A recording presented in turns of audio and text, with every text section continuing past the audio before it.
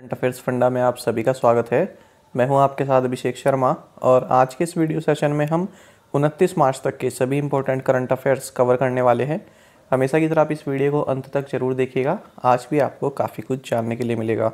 साथ ही गाइस, इस सेशन को शुरू करने से पहले आप सभी को बताना चाहूँगा, यदि आप हमारे daily current affairs PDF, weekly PDF और मंथली PDF चाहते हैं तो इस वीडियो के फर्स्ट कमेंट में या फिर डिस्क्रिप्शन में दिए गए लिंक पर क्लिक करके पा सकते हैं। साथ ही आप गूगल प्ले स्टोर से करंट अफेयर्स फंडा ऐप को भी इंस्टॉल कर लीजिए, क्योंकि जो भी हमारा PDF मटेरियल है जिसमें हम आपको करंट अफेयर्स के साथ साथ स्ट्रेटेजी के भी प्रोवाइड कराते हैं, ये सभी मटेरियल आपको हमारी करंट अफेयर्स फंडा ऐप पर ही उपलब्ध हो पाएगा। और इसके लिए यदि आप हमारा PDF कोर्स बाय करना चाहते हैं तो लिंक आपको वीडियो के डिस्क्रिप्शन में मिल जाएगा। कोई भी अगर आपका डाउट है हमारे PDF कोर्स से संबंधित तो आप हमें कमेंट बॉक्स में ज़रूर लिखिएगा। तो चलिए फिर करते हैं शुरुआत इस वीडियो सेशन की। सबसे पहले 28 मार्च को पढ़े गए करंट अफेयर्स क्विकली रिवाइज कर लेते हैं। रितु खंडूरी भूषण ये उत्तराखंड स्टेट असेंबली की फर्स्ट वुमेन स्पीकर बन गई हैं। वर्ल्ड थिएटर डे ये हर साल 27 मार्च को मनाया जाता है और हर साल इसका थीम रहता है theatre and a culture of peace.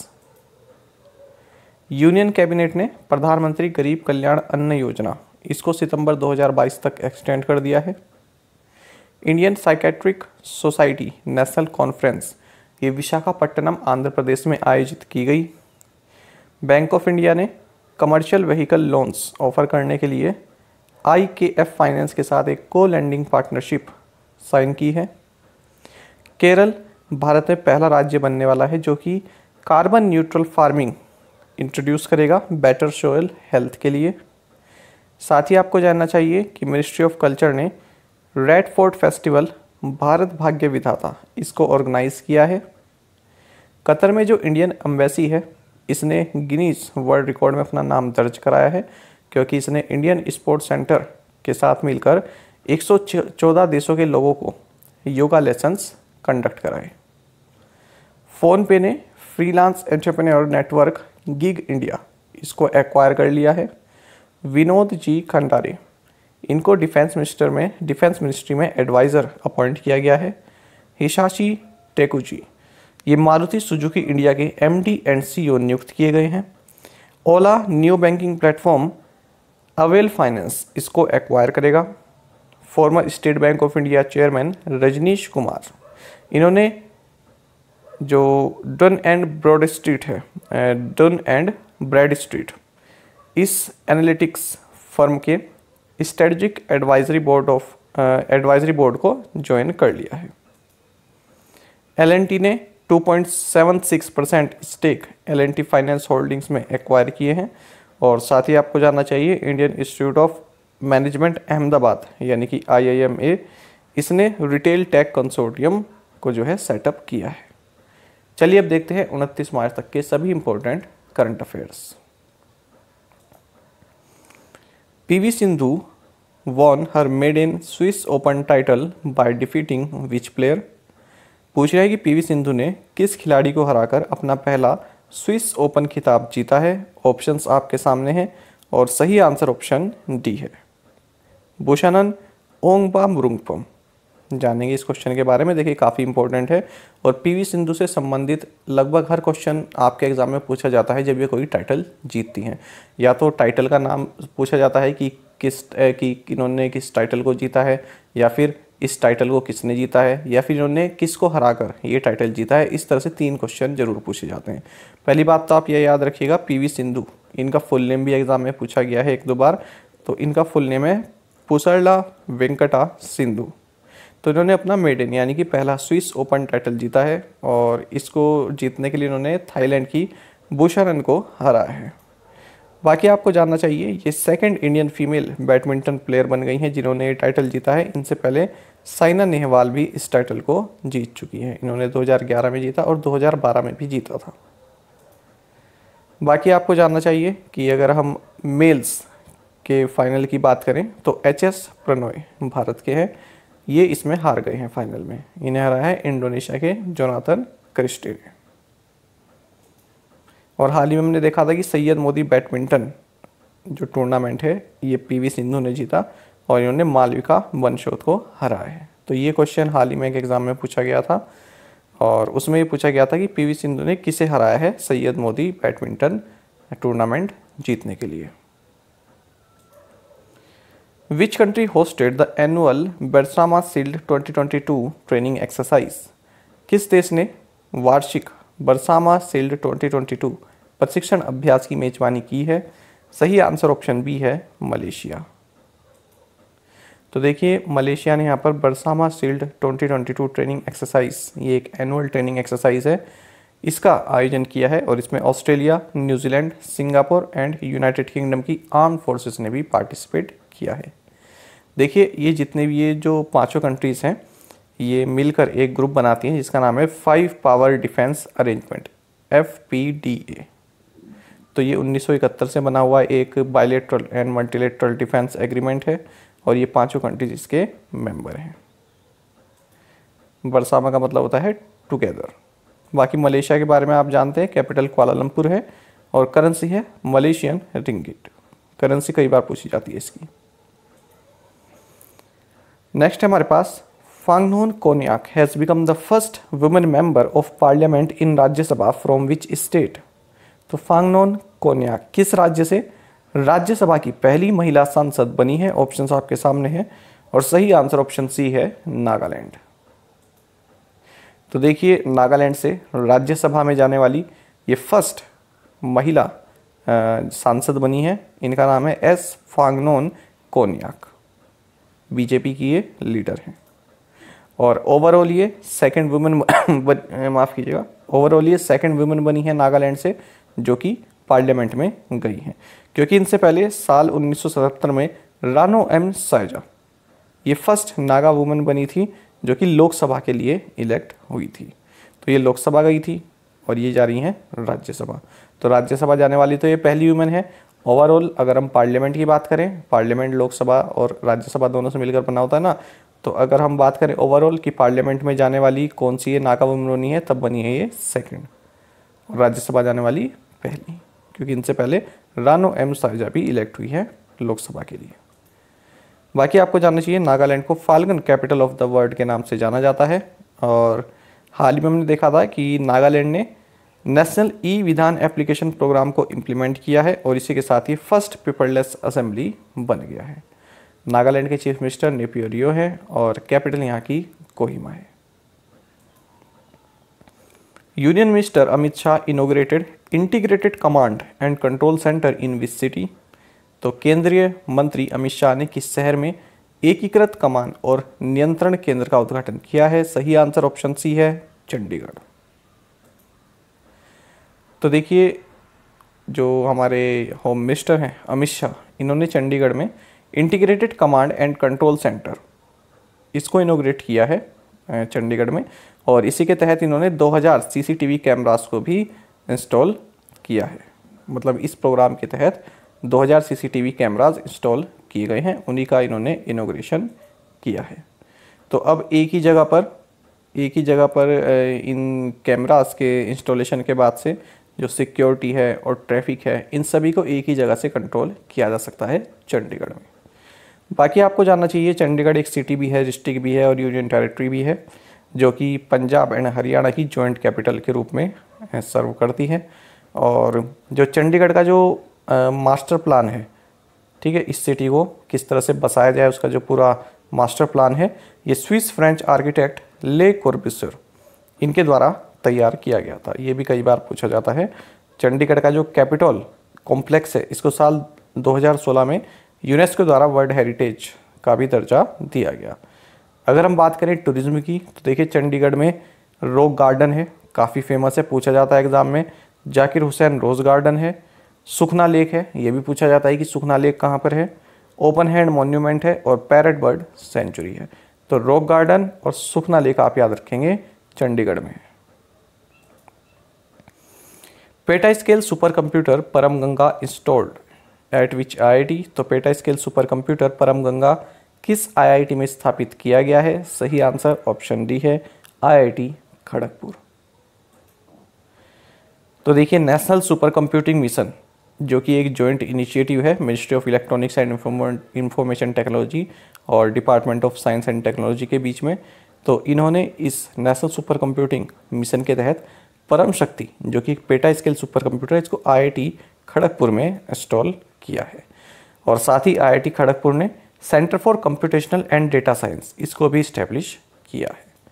हाल ही में हमने पढ़ा था कि जो आईएससी बेंगलोर है, Indian institute of science Bangalore, इन्होंने परम प्रवेगा सुपर कंप्यूटर इसको लॉन्च किया है। और जो सुपर कंप्यूटर है परम गंगा, इसको इंस्टॉल किया गया है आईआईटी रुड़की में। तो ये हो गया परम गंगा, ये हो गया परम प्रवेगा और ये हो गया परम शक्ति। ओएनडीसी किस मंत्रालय की एक पहल है? ऑप्शंस आपके सामने हैं और सही आंसर ऑप्शन डी है, ministry of commerce and industry. तो देखिए क्यों चर्चा में, ये देखेंगे हम। तो ओएनडीसी का मतलब है open network for digital commerce. ये एक इनिशिएटिव है department for promotion of industry and internal trade के द्वारा शुरू किया गया। और जो ये डीपीआईआईटी है, यानी कि department for promotion of industry and internal trade, ये ministry of commerce and industry के तहत आता है। तो इसका मकसद है कि एक ओपन पब्लिक डिजिटल इंफ्रास्ट्रक्चर को स्थापित करना। आपको बता दें 30 दिसंबर 2021 को ओएनडीसी जो है इनकॉर्पोरेट किया गया है। और इसका मकसद ये है कि जो भारतीय जो गुड्स एंड सर्विसेज हैं और बायर्स और सेलर्स हैं, तो उनके लिए एक इंडियन डिजिटल कॉमर्स इकोसिस्टम को स्थापित करना। यानी कि जैसे आप देखते हैं ना, फ्लिपकार्ट हो गया और अमेज़ॉन हो गया, इस तरह का एक प्लेटफॉर्म तैयार करना। आप देखते हैं यदि आप कोई कुछ, मान लीजिए आप कोई शर्ट लेना चाहते हैं अमेज़ॉन से या फिर फ्लिपकार्ट से, तो सबसे पहले वो उन्हीं सेलर्स को दिखाते हैं जिन्हें वे फेवर करते हैं। तो जो छोटे सेलर्स हैं उस प्लेटफॉर्म पर, जैसे अमेज़ॉन, फ्लिपकार्ट, अगर ये कहीं ना कहीं खो जाते हैं, उसमें उनका नंबर ही नहीं आ पाता है क्योंकि उन लोगों को फेवर नहीं करते हैं। जो बड़े बड़े सेलर्स हैं उनको ये लोग फेवर करते हैं, तो सबसे पहले वही रिकमेंड किए जाते हैं और हम लोग उन्हीं से ख़रीद लेते हैं।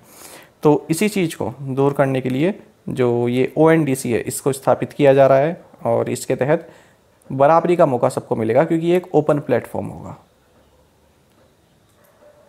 बाकी आपको जानना चाहिए कि ये क्यों चर्चा में है। तो देखिए, state Bank of India, HDFC bank, Kotak Mahindra bank और एक्सिस बैंक, इन्होंने इस ओएनडीसी में 10 करोड़ रुपए के पे करने के बाद 7.84% स्टेक लिए हैं।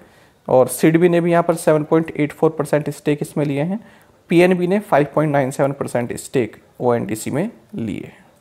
और जो ये ओएनडीसी है, इसके चीफ एग्जीक्यूटिव ऑफिसर बनाए गए हैं टी कोशी।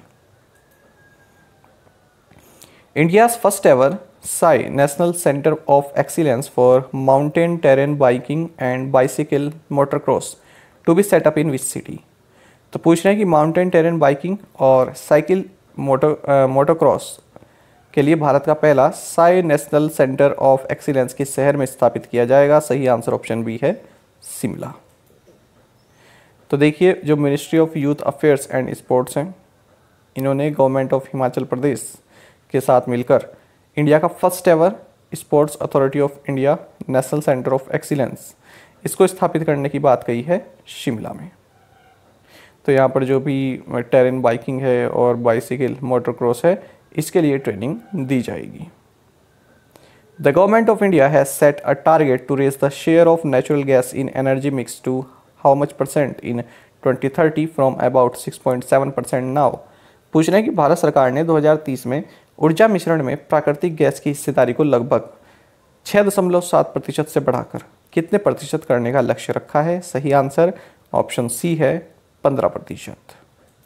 तो देखिए, इस तरह के क्वेश्चन भी आपके एग्जाम में पूछे जाते हैं जब लोकसभा में या फिर राज्यसभा में कोई जो आपके मंत्री हैं, ये कुछ इस तरह की इन्फॉर्मेशन देते हैं, ठीक है, तो वो आपके लिए इम्पोर्टेंट बन जाते हैं। तो देखिए, minister of state for petroleum and natural gas Rameswar Teli, इन्होंने लोकसभा में इन्फॉर्म किया है कि गवर्नमेंट ऑफ इंडिया ने जो एनर्जी मिक्स है, इसमें नेचुरल गैस की जो शेयर है उसको 6.7% से बढ़ाकर 15% 2030 तक करने का लक्ष्य रखा है।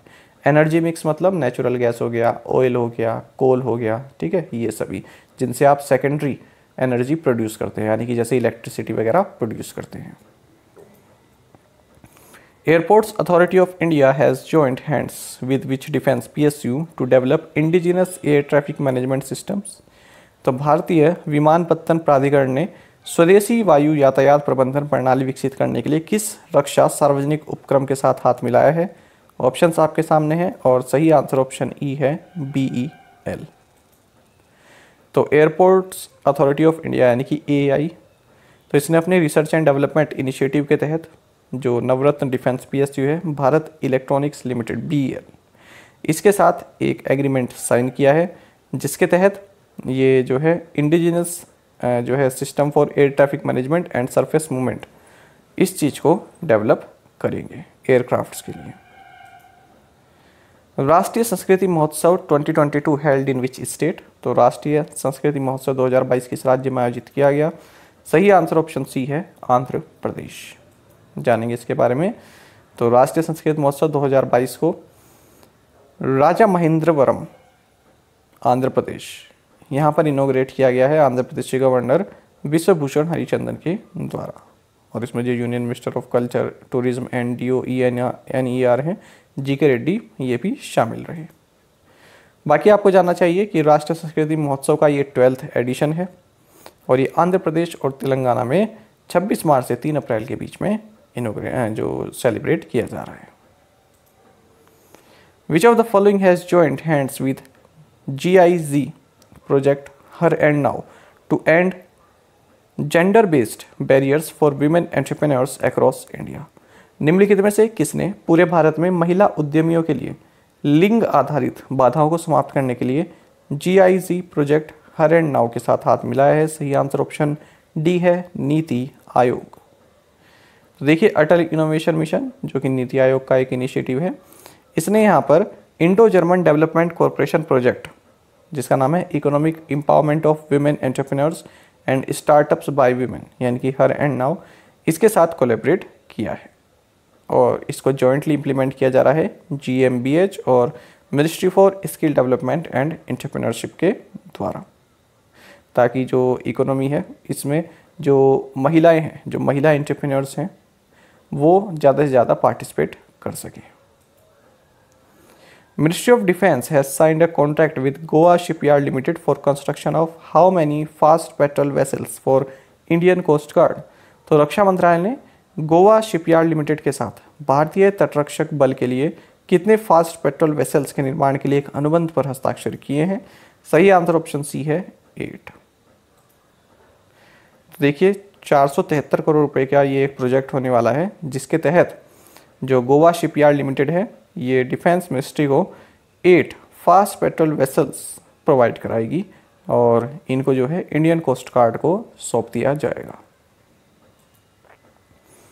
विच book was launched by NITI Aayog and the food and agriculture organization? NITI Aayog और खाद्य एवं कृषि संगठन यानी कि FAO द्वारा किस पुस्तक का विमोचन किया गया है? सही आंसर ऑप्शन सी है, इंडियन एग्रीकल्चर टुवर्ड्स 2030। तो देखिए union minister of agriculture and farmers welfare Narendra Singh Tomar ने एक बुक रिलीज की है, जिसका टाइटल है Indian agriculture towards 2030 pathways for enhancing farmers income, nutritional security and sustainable food and farm systems. और इसको ऑर्गेनाइज किया गया इवेंट को नीति आयोग और food and agriculture organization FAO के द्वारा। TCS partnered with which IIT to launch MTech in industrial artificial intelligence? TCS ने औद्योगिक आर्टिफिशियल इंटेलिजेंस में MTech लॉन्च करने के लिए किस IIT के साथ भागीदारी की है? सही आंसर ऑप्शन बी है, IIT मद्रास। तो देखिए IIT मद्रास के साथ मिलकर टाटा कंसल्टेंसी सर्विसेज यानी TCS जो है इंडस्ट्रियल आर्टिफिशियल इंटेलिजेंस, इस फील्ड में MTech प्रोग्राम लॉन्च कर रहा है।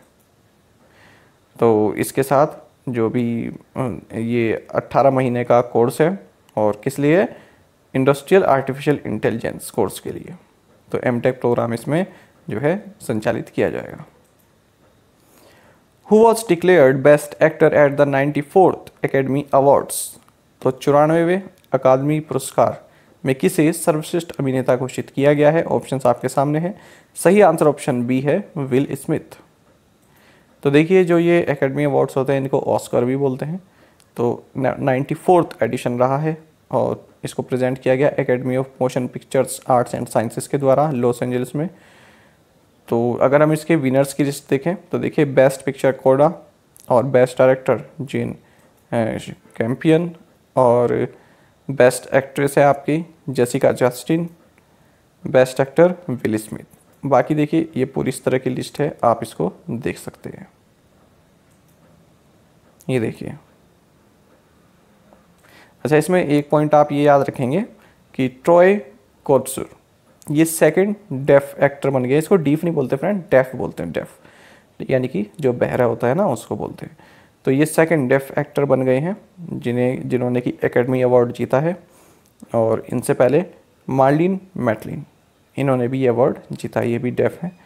और अगर हम वैसे बात करें मेल की, तो मेल में ये फर्स्ट एक्टर बन गए, फर्स्ट मेल एक्टर।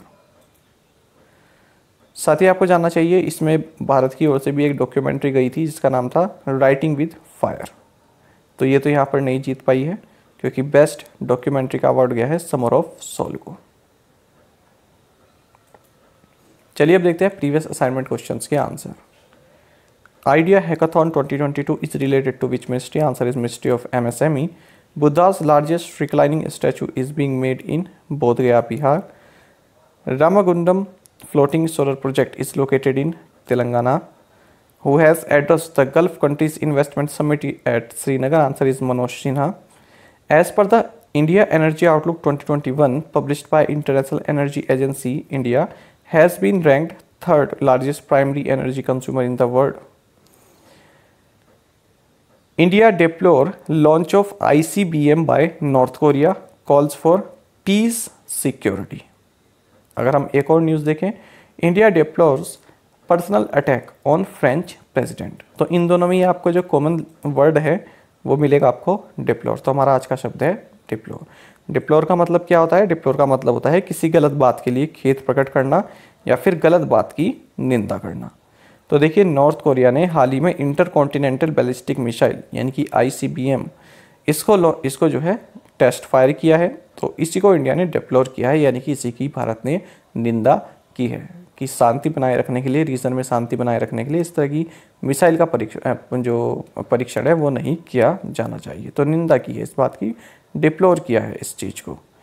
साथ ही यहाँ पर देखें India deplores personal attacks on French president. तो जो फ्रेंच प्रेसिडेंट है उन पर पर्सनल अटैक को भारत सरकार ने डिप्लोर किया है, यानी कि उस बात की निंदा की है कि पर्सनल अटैक नहीं होनी चाहिए। अगर हम इंग्लिश में देखें, टू से और think that something is very bad, यानी कि निंदा करना, किसी चीज़ का खेद प्रकट करना। जैसे यहाँ पर देखें, we deeply deplore the loss of life. तो जिन्होंने जान कमाई है हम इस बात की निंदा करते हैं, अपना खेद प्रकट करते हैं। He said that he deplored all violence। तो जो भी हिंसा है उसको हम जो है उसकी जो है निंदा करते हैं, किसी भी तरह का जो वायलेंस है उसकी हम निंदा करते हैं। The attitude of the minister is to be deplored। जो मिनिस्टर का जो एटीट्यूड है, ठीक है, वो सही नहीं है, उस चीज़ की हम निंदा करते हैं, खेद प्रकट करते हैं। तो ये मतलब हुआ डिप्लोर का।